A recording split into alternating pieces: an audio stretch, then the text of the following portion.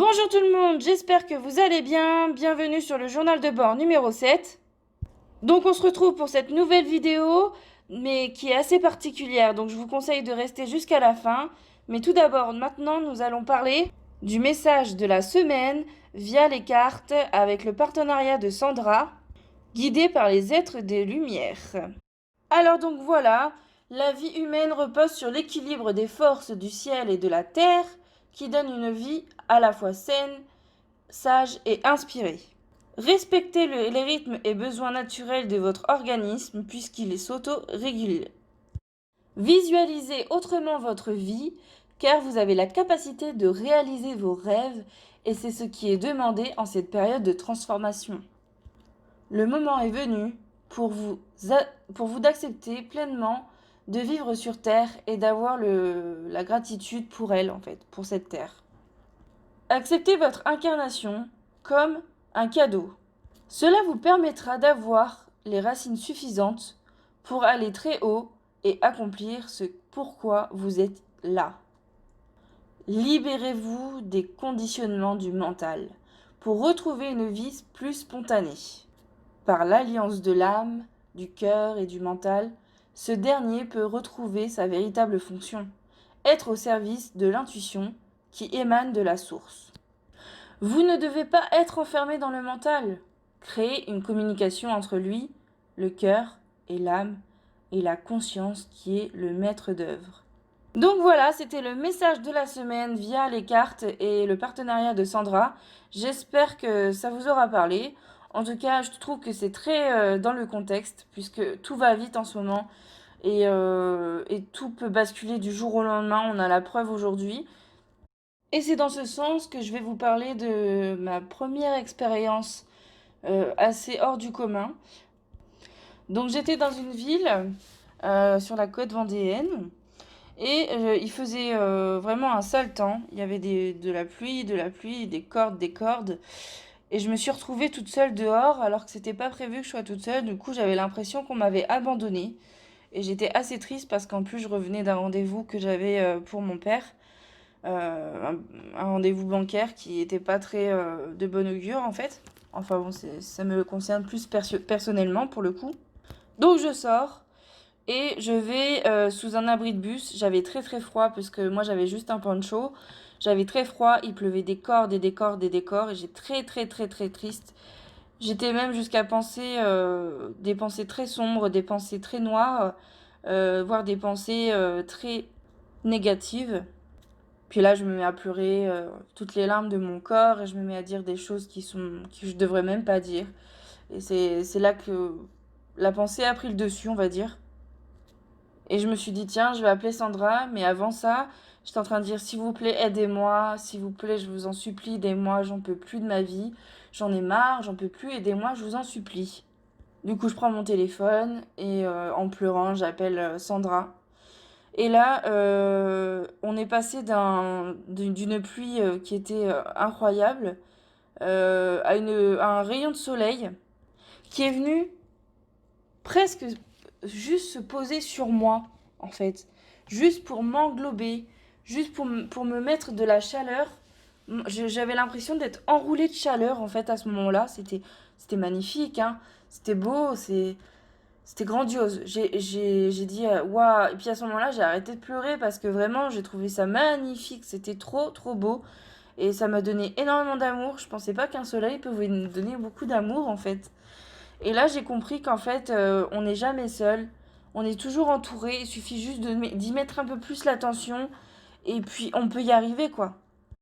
Et comme par hasard, la personne à qui je croyais m'avait abandonnée est venue comme ça, alors que j'arrivais même pas à la joindre. Enfin voilà, est venue et puis j'ai pu monter dans la voiture. Et donc voilà, donc ça c'était pour la partie expérience terrestre, on va dire, assez hors du commun. J'ai jamais vécu quelque chose de pareil. Alors peut-être il y en a, ça peut parler. Peut-être c'est juste une coïncidence, mais il n'y a pas de hasard. Donc je pense que là, je vous assure, c'est un ressenti assez puissant. Donc voilà, donc là je vais vous parler d'un voyage astral. Waouh! Il m'a vraiment monté en puissance ce voyage. dans le sens où j'ai vu des êtres que jamais de ma vie j'ai vus et je m'attendais pas du tout à voir ça et je m'attendais pas du tout à rencontrer ces êtres-là. Donc voilà, c'était des êtres félinoïdes.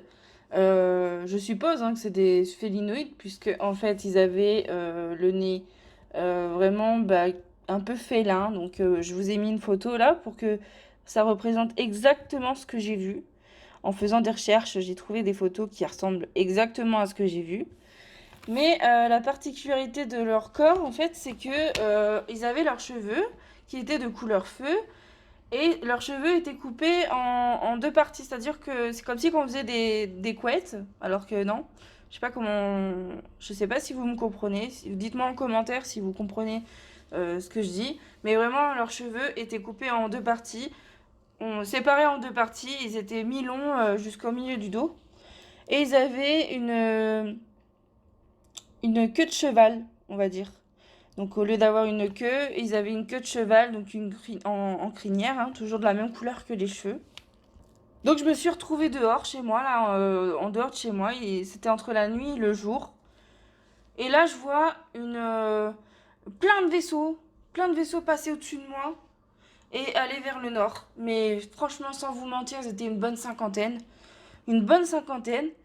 Et juste après, je vois ces êtres-là que vous me croyez ou non, mais c'était comme des gyropodes aériens. Vous savez, la planche qui vole, là, c'est sorti cette année, quelqu'un qui a inventé la planche qui vole. Mais là, c'était comme un gyropode, en fait. Donc, ces êtres-là étaient soit assis sur la planche avec le guidon, soit ils étaient debout sur la planche avec le guidon. Et c'était leur moyen de locomotion, mais dans les airs. Et je les voyais, il y en avait quatre cinq qui sont passés devant moi, au-dessus de moi. Et en fait, j'ai fait comme une impression mémorielle, en fait.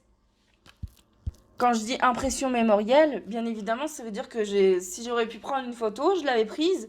Mais là, visuellement, j'avais pris la photo et c'était hyper clair. Et vraiment, c'était dans un but de divulgation que je voulais dire ça. Et en fait, il y en a un qui est venu à moi et qui m'a fait très bien comprendre que c'était pas possible de garder tous les détails de ce voyage-là. Donc j'étais un peu en colère. Donc là, mon ego a un peu pris le dessus. Et j'aurais pas dû me mettre en colère, mais, mais voilà, c'est mon ego qui a pris le dessus. Puis je suis revenue à moi. Et donc ça s'était passé vers 7h30 du matin, 7h30, 8h30 du matin en fait. Et c'était, je crois, samedi matin. Donc voilà, entre le jour, la nuit et le jour qui se levait. Donc c'était, ouais. Donc les vaisseaux, ils étaient ronds, en cercle, mais droits. Comme on pourrait peut-être, là je vais vous mettre je vous ai mis une photo là du coup. Ça y ressemblait beaucoup, sauf qu'il y avait pas, on voyait pas la croix au milieu. Enfin voilà, ça faisait pas croiser au milieu. Et il y avait un flash lumineux qui tournait autour de cette roue, on va dire, debout, de ces roues. C'était des vaisseaux assez grands quand même. Ils étaient ni trop petits ni trop grands, mais ils étaient quand même imposants quand même. Hein. Et puis ces êtres-là, ils faisaient environ 2 mètres. Hein. Ils étaient grands aussi. Hein. Ouais, 2 mètres, 2 mètres 10, à tout casser. Hein. Ce que j'ai ressenti dans cette rencontre, c'est qu'il y avait une imminence qui était là. J'ai senti qu'il venait d'arriver sur Terre, que vraiment il y avait de l'urgence, de l'imminence. Vraiment, ils sont là pour l'ascension. Parce que c'est clairement ce que j'ai ressenti, qu'ils travaillaient vers l'ascension, qu'on était très proche de cette ascension-là et que du coup, ils intervenaient parce qu'ils sont. Apparemment, ils seraient là du coup pour notre évolution. Hein. Ils y travaillent depuis longtemps, mais en tout cas, là, ils sont revenus. C'est ce que j'ai vu. Ils sont revenus, ils sont partis vers le nord. Et les êtres qui se déplaçaient, ils partaient vers ma gauche, non, vers ma droite. Ouais, vers ma droite. Et je crois que c'est vers l'est. Ils allaient tous vers l'est et puis les vaisseaux vers le nord. Donc je sais pas où c'est. Donc moi je vous dis, je suis sur la côte vendéenne. Je vais pas vous dire où exactement. Mais en tout cas, quand je suis revenue à moi, juste j'ai rigolé parce que j'aurais jamais dû avoir de l'ego comme ça juste parce que je voulais absolument être dans la divulgation. J'aurais dû avoir un autre aspect, j'aurais dû voir une autre visualisation. Mais ça s'apprend, je veux dire. voilà, avec le temps, ça se reprend. Mais en fait, je suis tellement perturbée aussi avec ce qui se passe pour moi récemment que je pense que ça a beaucoup joué sur ça. Parce que vraiment, je m'attendais pas à voir des choses comme ça. Moi, je voulais que dormir, me reposer et c'est tout, quoi. Et là, boum, ça me tombe dessus. Bon, bah, je prends, hein.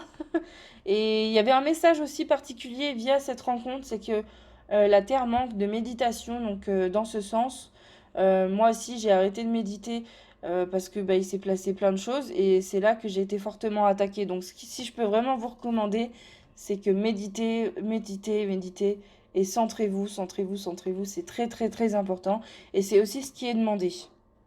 Et puis le lendemain, assez surprenant cela soit-il, là je parlerai plutôt d'un rêve parce que vraiment c'était assez bizarre, mais c'était vraiment c'était féerique. Enfin voilà, c'était beau.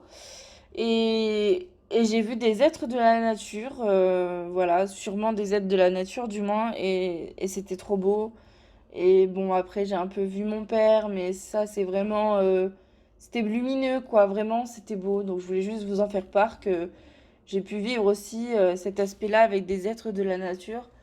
Franchement, on se sent vraiment dans un autre monde. On se sent apaisé, on se sent bien, on se sent libre, on respire. Et franchement, cette parenthèse m'a fait beaucoup de bien. Donc là, tout ce que je vous raconte, ça veut dire que c'est un passage qui pour moi, bah, je m'attendais pas à vivre des choses comme ça, mais qui pour moi ont été vraiment très importantes. Importantes du moins. Donc voilà, bon, c'est pas, j'ai pas beaucoup à raconter puisque voilà, il s'est passé ça, mais c'est déjà énorme d'avoir une rencontre comme ça. Surtout quand on connaît mes abductions qui sont assez puissantes. D'ailleurs, je tiens à vous dire que vous allez me retrouver cette semaine sur ma chaîne avec une interview de Denis, donc mon anniversaire, bah, le jour de mon anniversaire, le 20 décembre, donc ça sera vendredi. On va se retrouver ici. D'ailleurs, je tiens à remercier Denis Dorion pour tout ce qu'il fait pour moi, pour m'aider dans mon quotidien avec ces abductions-là, aussi pour mon éveil spirituel aussi, il fait beaucoup. Et ça, je tiens vraiment à le remercier. C'est comme un père spirituel vraiment très très gentil. Et je crois en toi, Denis. Si tu regardes cette vidéo, je crois en toi. Et voilà, je crois en toi. Et surtout, merci beaucoup pour tout ce que tu fais pour moi. C'est une grande aide pour moi et qui me permet vraiment d'avancer. Et je pense pas que j'en serais à ce niveau-là aujourd'hui si Denis avait pas été là. Je pense pas que j'aurais avancé à cette vitesse-là, du moins. Donc c'était une petite parenthèse de remerciement parce que je tiens vraiment à le remercier. Comme je tiens aussi à vous remercier pour votre soutien, vos partages sur la vidéo, c'est hyper important pour moi. Du coup, je vais vous laisser sur cette note de remerciement. N'hésitez pas à contribuer à la cagnotte pour le projet vidéosurveillance, puisque, encore une fois, je tenais à vous dire qu'il manquait juste les caméras pour qu'on puisse visualiser si on peut des choses à voir ou pas. En tout cas, le lien est dans la description, donc n'hésitez pas à partager ce lien-là aussi. Et je vous dis à très bientôt, du coup, à vendredi avec Denis. Et en attendant, portez-vous bien. À bientôt!